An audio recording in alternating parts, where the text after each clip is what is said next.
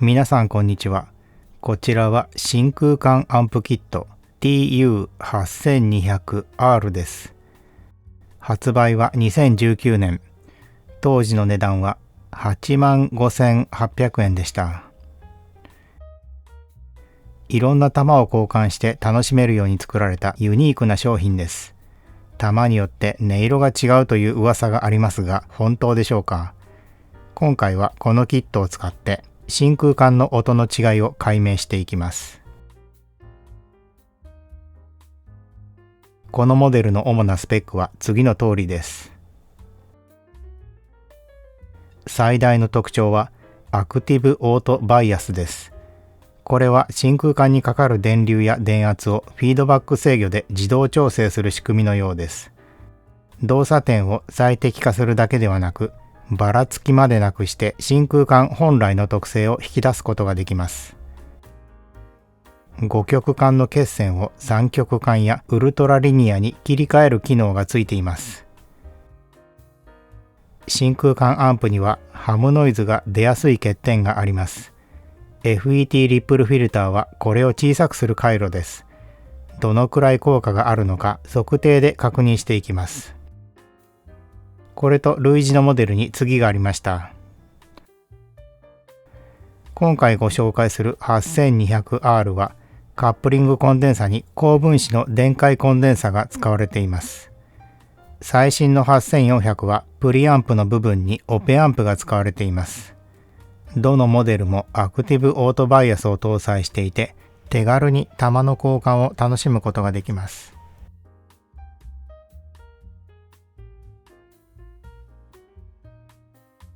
このアンプは視聴者の方からお借りした品です。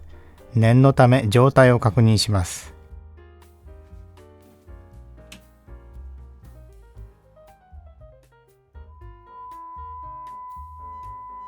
ガリは全くありません。問題ないようです。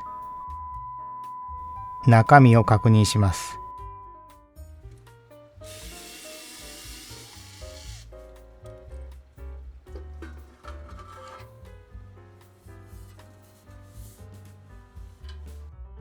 プリント基板を使った現代的な作りです。このジャンパーピンで3極管接続やウルトラリニアの切り替えができます。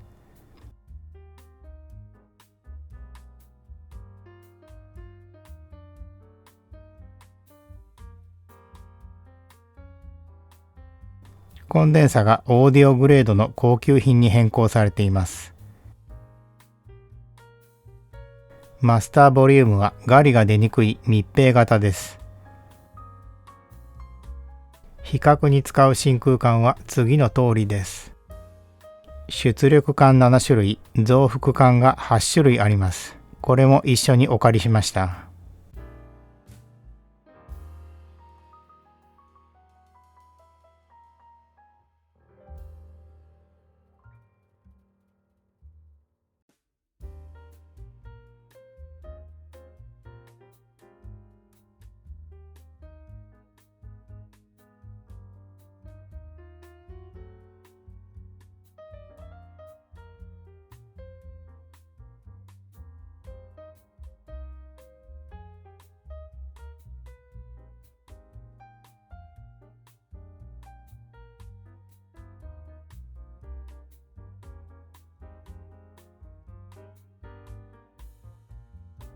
どれも新品かそれに近い状態です。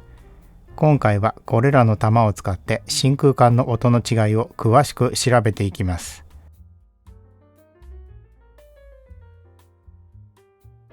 測定結果を見る前に人間の聴覚限界を確認します。これは多くの視聴者のご協力で分かった結果です。周波数特性は過聴域でプラスマイナス3デシベル、歪みは 1% です。この数字を頭に入れて結果をご覧になってください。音の違いは周波数特性と歪みの違いでした。まず周波数特性を見ていきます。こちらはキットに付属する弾の特性です。過聴域でフラットです。低域の特性はカップリングコンデンサやトランスの特性が影響しています。赤い線は歪みを 10% まで許容した結果ですが、プラスマイナス 3dB 以内に収まっています。このアンプは接続を変えることができました。こちらはその結果です。低域を除くと基本的にフラットで、接続による周波数特性の変化はありません。玉の違いを見ていきます。どれもフラットで音色の違いはありません。三極間接続の場合も同じです。玉を変えても接続を変えてもすべてフラットです。以上の結果から真空管には音色がないとは言えません。真空管には歪みがありますから、これを見ていきます。1W のところで見ると5極間接続が最も小さくて、3極間が最も大きくて、UL が中間です。3極間の歪みが大きいといっても 1% に近いので、人間の耳には聞こえません。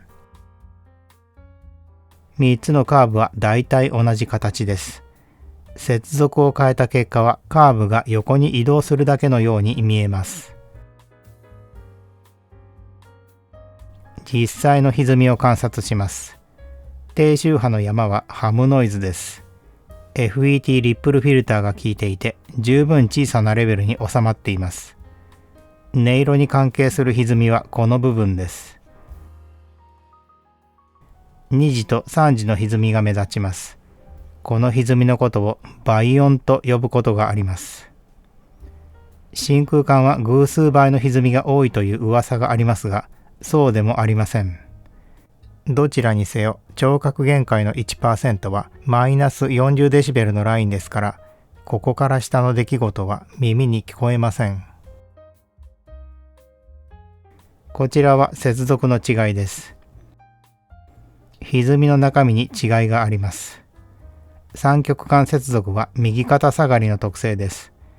確かに偶数倍の倍音が大きい傾向がありますが、マイナス 40dB より下なので聞こえません。玉の違いを見ていきます。ほとんどが重なっています。同じと言っていいでしょう。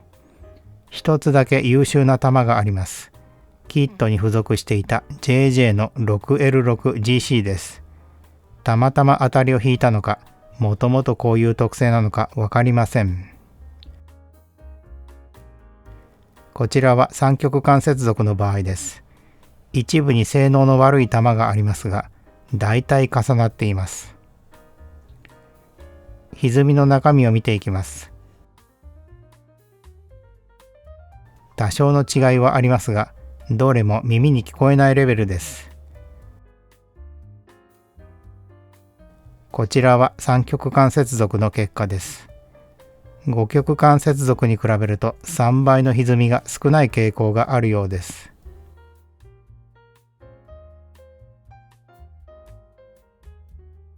次に増幅管の違いを見ていきます。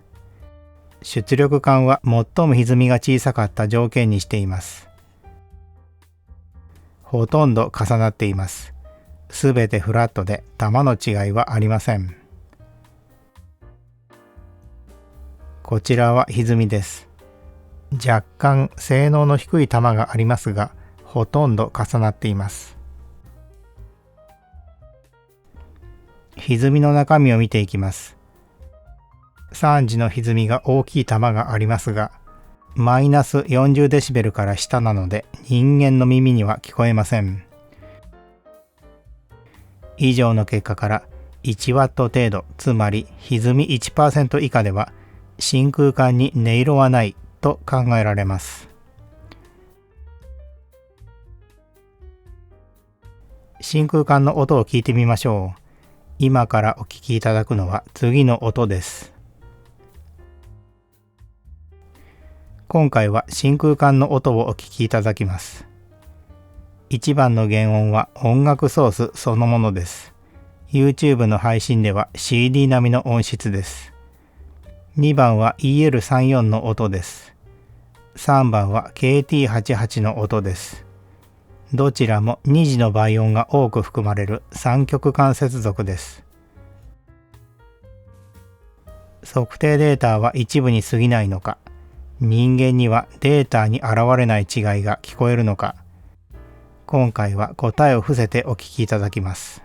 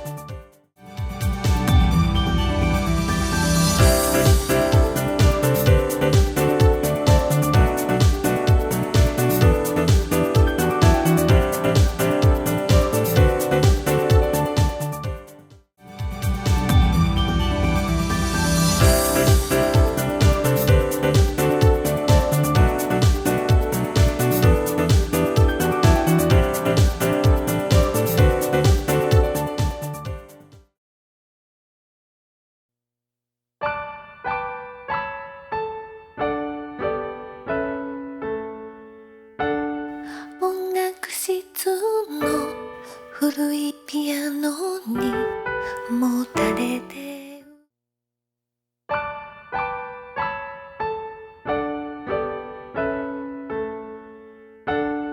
音楽室の古いピアノにもたれて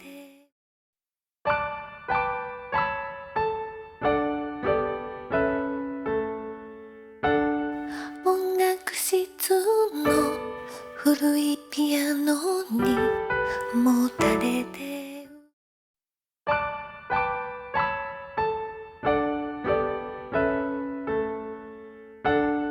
音楽室の古いピアノにもたれて